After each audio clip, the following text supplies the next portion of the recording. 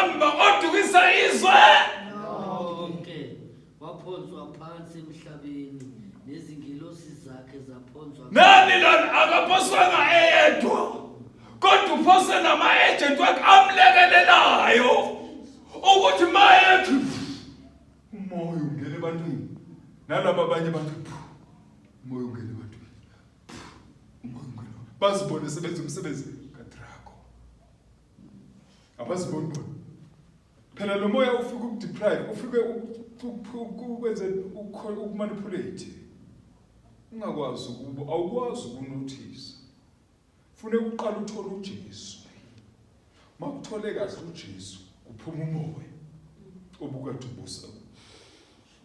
Hallelujah. Amen. Malithi iBhayibheli lo lenyoka endala umhlebe umqambi manga walahlelwa emhlabeni.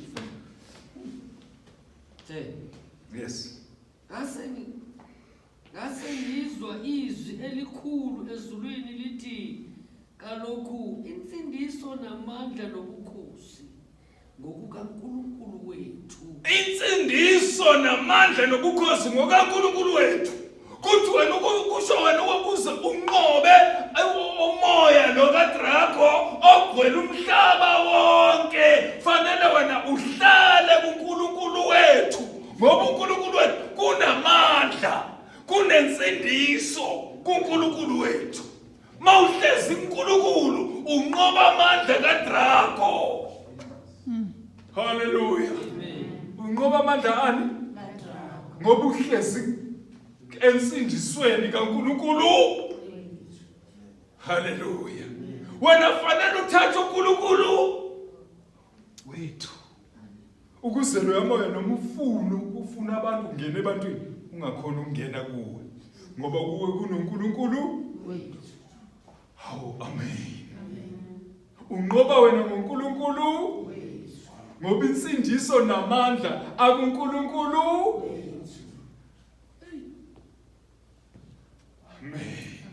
Nombuso ngokaKristu wakhe. Nombuso ngokabani? NgokaKristu. Noma wena ngena ngaphakathi kombuso ukuze amandla kaDraco angazukwazi ukubamba. Bengikhuluma nabanye baphethe lezi zinto so bathi mama kwazi Satan hlakaniphile uveleze namagama amasha uvela yenza into ayifake namagama kamakho waqala kancane wakwenza kwaba yini inqawe babethi inqawe ngesizwe bathi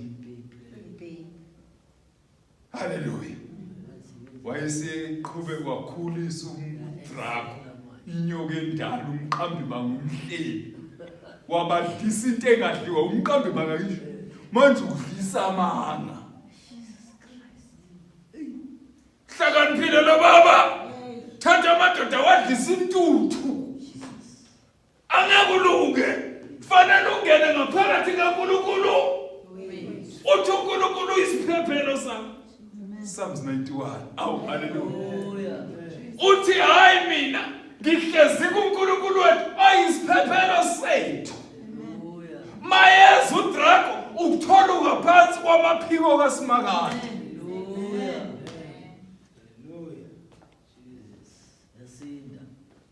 Bakhona kodwa Baba londolozi wena uminjalo Baba londolozi wena uminjalo noma zikuguga izinto wena uminjalo.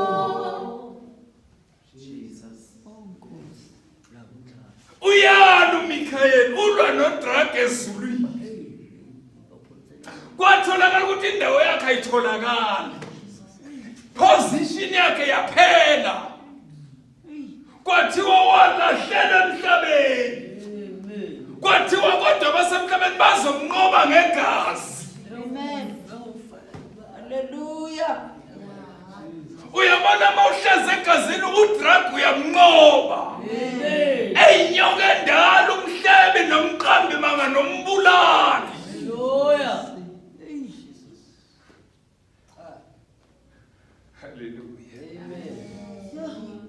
funde mfundisi funde sizoya chapter 17 sikiyeke konke lokho kuyi Nombuso ngokaKristu wakhe ngokuba uphonswe phansi ummangaleli wabazalwane. ummangaleli wabani lana uyazi ukuthi seka ummangaleli wabazalwane Hey, ufika abadlisa izinto zakhe bese yomangala le Jesus Christ. athi sengibabambisa izinto zabo abantwana bakhongunkulu ngoba seka ngummangaleli wamakholwa awu amen ngoba yamafa sengu chapter 1 chapter 14 lo uverse number 30 uthi uma efika kuJesu uthi uJesu uyeza umbuso waleli lizwe uthi kodwa kanalutho Hallelujah. Hey, akakuthola ukuhlini manje uNkulunkulu usathana abathe kuzungeza akugeneki le ndoda uvitshwe ngibathe ngimdisa into zamakazi ngoba ufuna ukuyokumangalela ukuthi bantu bayakhonza kodwa benza intando yabo haleluya bathi uJesu inkosi kodwa benza intando kabani yakhe haleluya awufundi iBhayibheli la thini ngokuba uphonswe phansi ummangaleli wabazalwane bethu. Ngoba mangalela phambi kukaNkulunkulu wethu imini nobusuku. ubadlisa izinto zakhe bayithatha abazalwane wasibayibamba into zakhe iyagijima athi master abantu bakho bathi bakhonza wena kodwa benza intando yami emhlabeni athi awubheke nje babambe into zami Abafundo kaSathane. ngibabambisa izinto zami bayayithanda into zami kodwa bathi bakhonza uzomangala umsathane lo inyoka endala umqambi umhlebi nombulali ubhubhisi awufundela Nabuqobo lwabo bamnqoba ngegazi. bamnqoba ngani lana nangani awufunda iBhayibheli la Nangezwi lokufakaza. bamnqoba nangani futhi uyabona amakhono afuneka ahlale ezwini bese yanqoba awukwazi ukunqoba isitha sakhe enemy yakho ungekho ezwini haleluya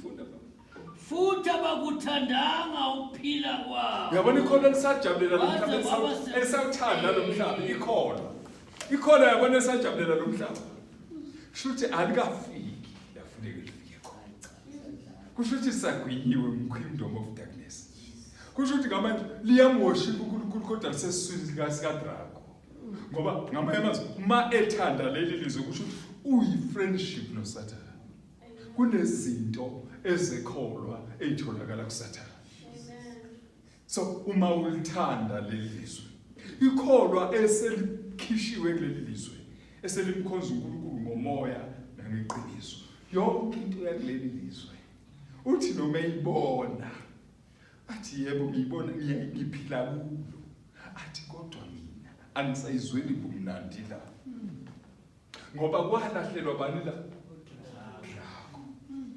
awukwazi ukuthokoza kanye nabezwe kuleli lizwe ukuba wena umukaKristu ngoba lithi iBhayibheli amakholwa nawo awakuthokozelanga ukuphila la athi ephile ngajabula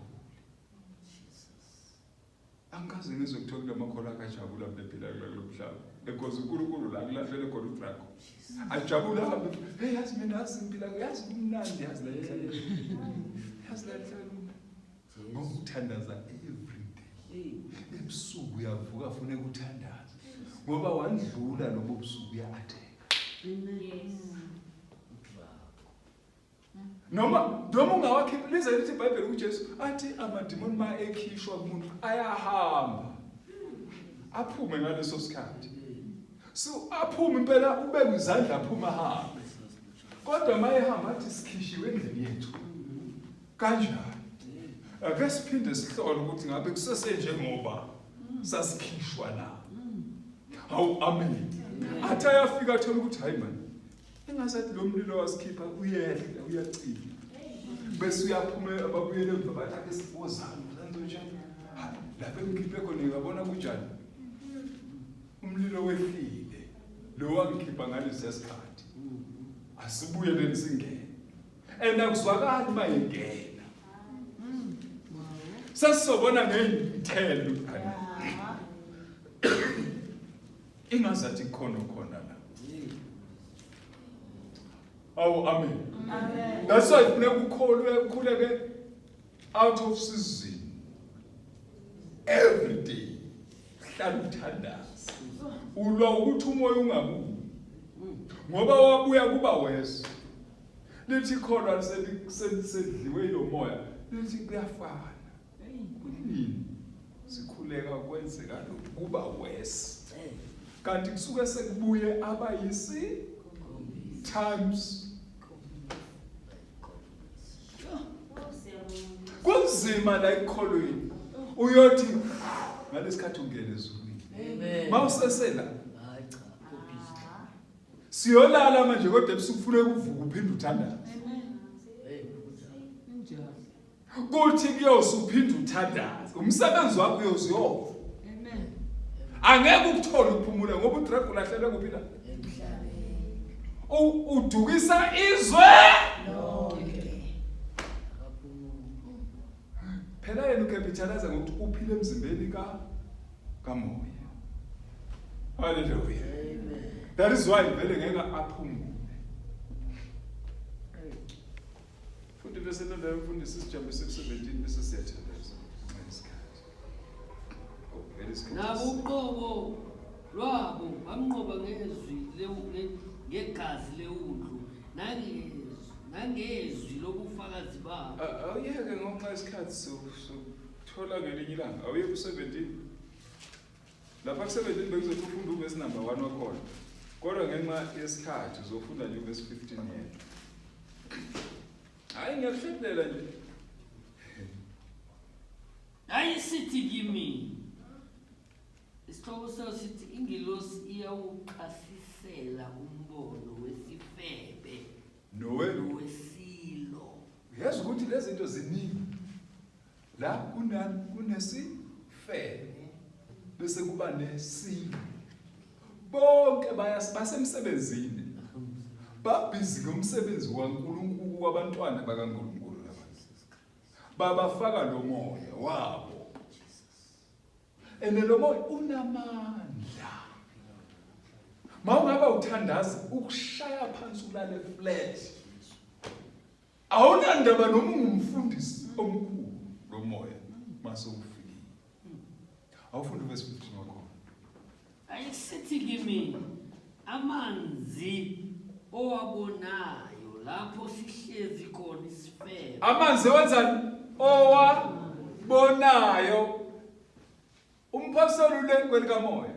Kodwa uyatshengiswa amanzi. Yena ma ebuka emhlabeni ubona ini? Amanzi. Amen. Kodwa kulamanzi kuhlezi ini? Isifebe.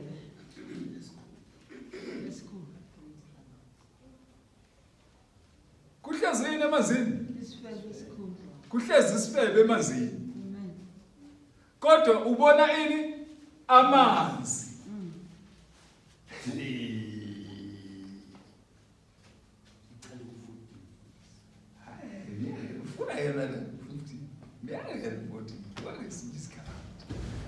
Kodwa lithi iBhayibheli kuhlezi ila umphosoli welikamoya ubona isifebe uDracula inyoka endala uhlebe umqambi manga uhlezi.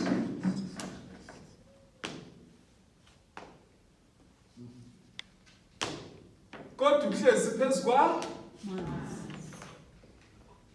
kanti lamanzi ngobani lamanzi uhlezi emanzini.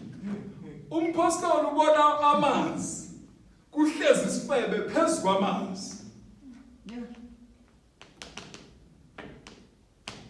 Lo muntu uhlezi emanzini wona leswaphuzayo kodwa futhi kuhlezini kuwa kanti umhlaba ungahlala ungangcoli kanti kuhlezini la. Kodwa mase ichaza indaba yamanzi ukuthi kanti amanzi yini kusho ukuthi lento eyibonayo iningi noma amanzi la sihlezi khona ngamanzi ubonayo yelamanzi kanti hayibo akusikho amanzi nje la. Uhlezi kuphi lo muntu awufundi iBhayibheli.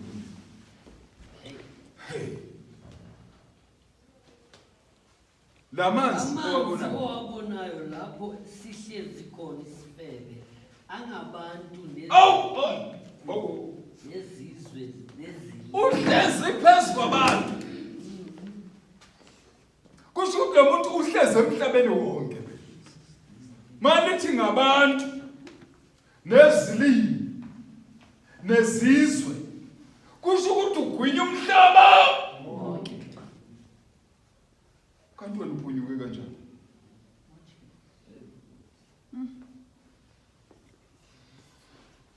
La kuhlezi khona yini? Awufunde sithi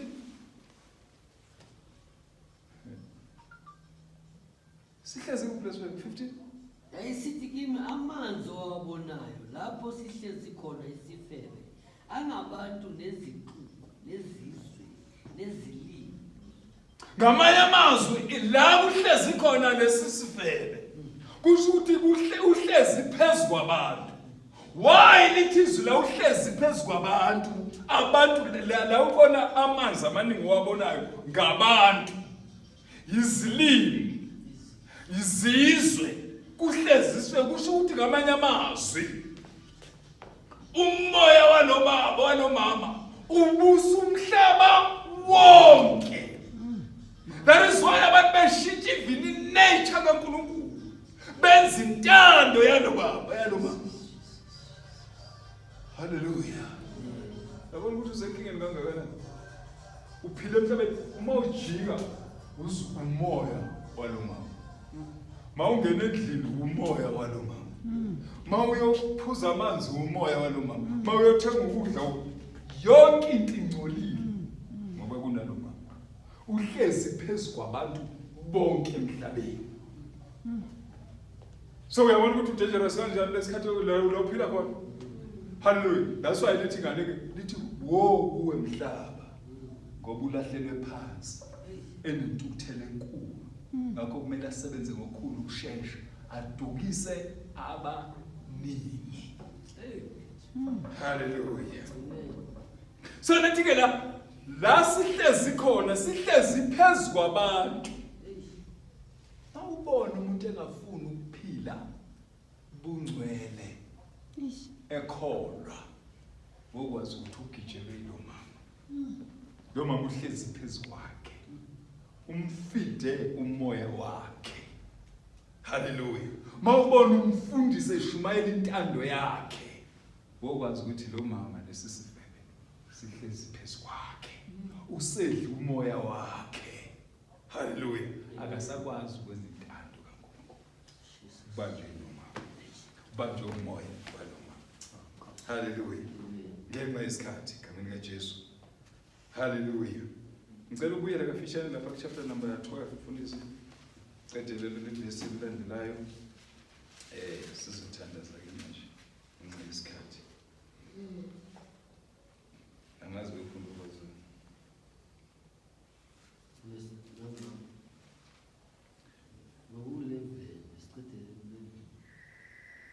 futhi abakuthandanga ukuphila kwabo kwaze kwaba sekufeni. yes. Verse 12. Ngalokho thokozani nina mazulu. Nabahlala ku Thokozani nina mazulu. Abasezulwini abathokozayo. Kusho ukuthi wena mawukula emhlabeni angeke ukwazi ukuthokoza ngoba kunomoya wani la wesifebe. kaDraco, kaSathane, kamhlebi, umqambi manga, umbulali, umbhubhisi. So ke ngeke ukwazi ukujabula. Wena yakhe injabulo is very limited. Yebo net. Wena uyothokoza mawufika. Asina sikhathi sokukhuluma ngochapter number 5 bekumele ngikhulume ngayo 2 Corinthians chapter 5 verse number 6 wakhona ngiyaphekwela. Kodwa ke asiqede yona le. Funda mfundisi. Maye kuwe mhlaba. Uthini ke manje la? Maye kuwe mhlaba. Kusho ukuthi emhlabeni fanele ubheke noma ngabe yini eza la engena uNkulunkulu izoza ngoba kusemhlabeni. USathane uzo attract abantu ukumkhonza noma ukumlandela ukubasusa abantu uNkulunkulu because what? Because usemhlabeni vele wenhlupheko la alahlelwe khona. That's why ku chapter number 14 sizoqeda ngayo masiqeda la. Funda mfundisi. Maye kuwe mhlaba nakuwe kulwandle ngokuba uSathane wehlele kini enolaka olukhulu. Enani bazalwane? Enolaka olukhulu. Wehlele emhlabeni uSathane unolaka olungakanani? Mawubona emhlabeni kunendlala yazi ukuthi ulahlele uSathane. Uyasebenza usebenza ngazo lezo zinto. Uyazi weakest point yomuntu ukuthi into yokuqala umuntu ayisabayo indlala. So fanele asebenze ngayo. Lento ayisabayo because yena usebenza ngefear. uNkulunkulu usebenza ngefaith. Fanele akusebenzise kufear so that when uzoba far from God. Ukuze kususe uNkulunkulu lesa ngiphethe umlayezo Isaac kaJacob noEsau. Ukuthi uJacob umenze kanje uIsau uthengise kanjani ngobisibulo bakhe because bekasaba ini athi sekayafa wasethengisa ngobisibulo. So ke manje la uSathane ucapitalize ngale nto ukuthi umhlaba abantu into abayisaba indlala abantu bayisaba indlala. Mawungakuthi manje bazalwane la siqale asingeneni ku7 days manje hayi abaningi hayi ungababona mase kuphela 7 days. Ngisho mina hayi abasebenzayo abantu bazoba ama-excuse abantu hey mina ngisemsebenzi my excuse lazohlala khona ngoba semhlabeni njani we physical asikiyeke okuningi sokuthola isikhathi sakho. Funda police ngicathelele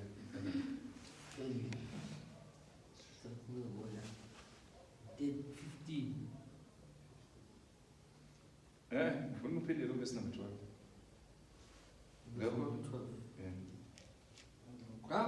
Ngalokho thokozani nina mazulu nabahlala kuwo. Maye kuwe mhlaba. Maye ngilethe nje leyo maye.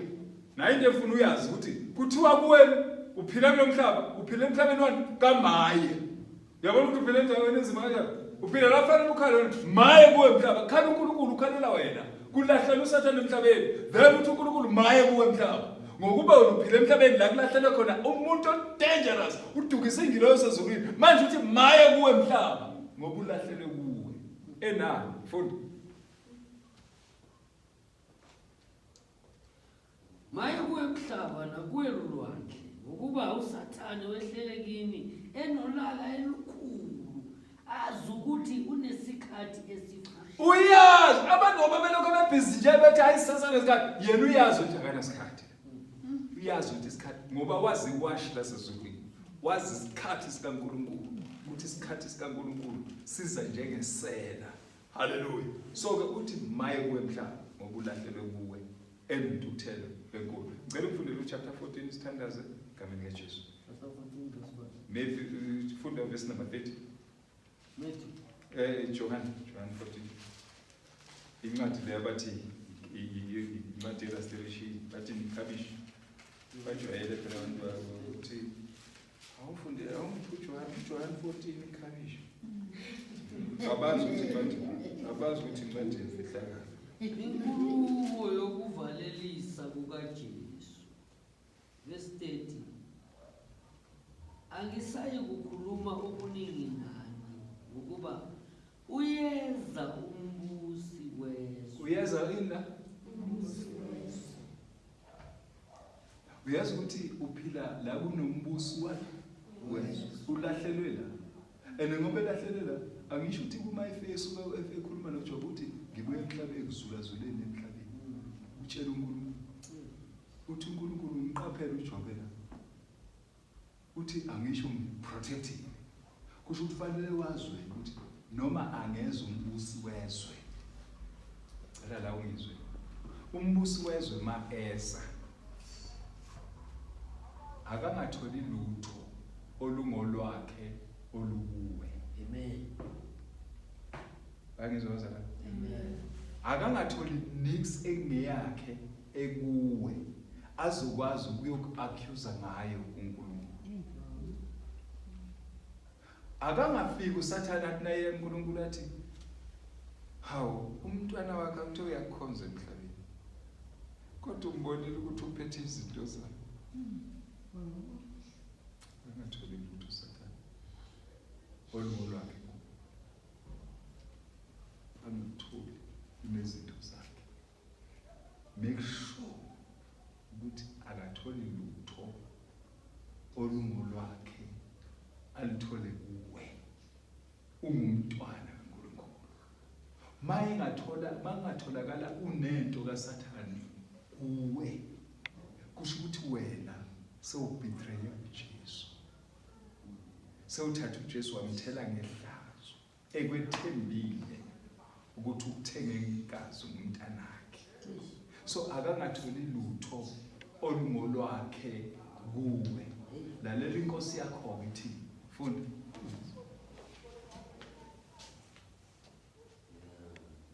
ibese Kepha akangatholi lutho kimi. Awu akanalutho kimi. Ngeliwa. Kodwa kungukuba izwe lazi ukuthi ngiyamthanda ubaba. ngiyamthanda. Uyabona uma uthanda uJesu akungatholakali lutho olungolikaSathane kuwe ngoba uthanda abantu Jesu. NoJesu maye uSathaneza uthi uyezwa umbuso waleli lizwe kodwa akanalutho kimi ngoba ngiyamthanda ubaba.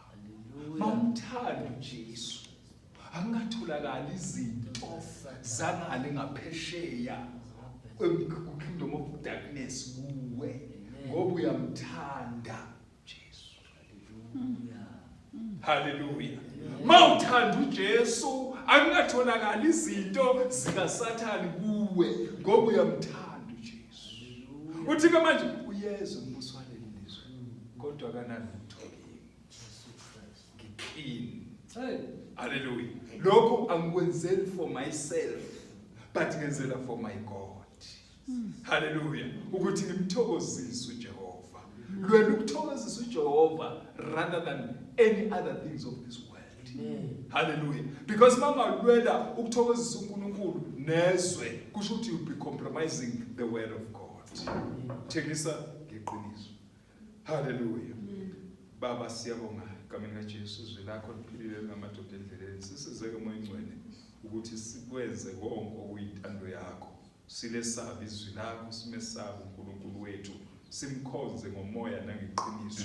Uma eza umbuso waleli lizwe mayefika kithi mangabi nento azos-accuse ngayo ukuthi Nkosi kutholakala thina singabantwana bakaNkulunkulu sitholakala sesithatha izinto zabantu abangakholwa zabantu bezizwe kanti abantu bezizwe fanele bafunde ngathi. Siyabonga baba, thatha ukudumo namandla nobukhosi nobungcwele nanti ibandla lakho libiyele ngegazi lakho kufihle emanxebeni wakho Nkosi. Kungatholakala izinto zasezweni kithi ngoba lokho kuyobe kusho ukuthi sikuhlambalazile baba, sikwethukile, sikuthele ngohlazo bala. Sisizeke Nkosi uJesu sabe ngokwentando yakho suka namanje kuze kube phakade uzubuye moya ngcwele usithole sime kahle sikuposition nawe egameni leNkosi uJesu Kristu.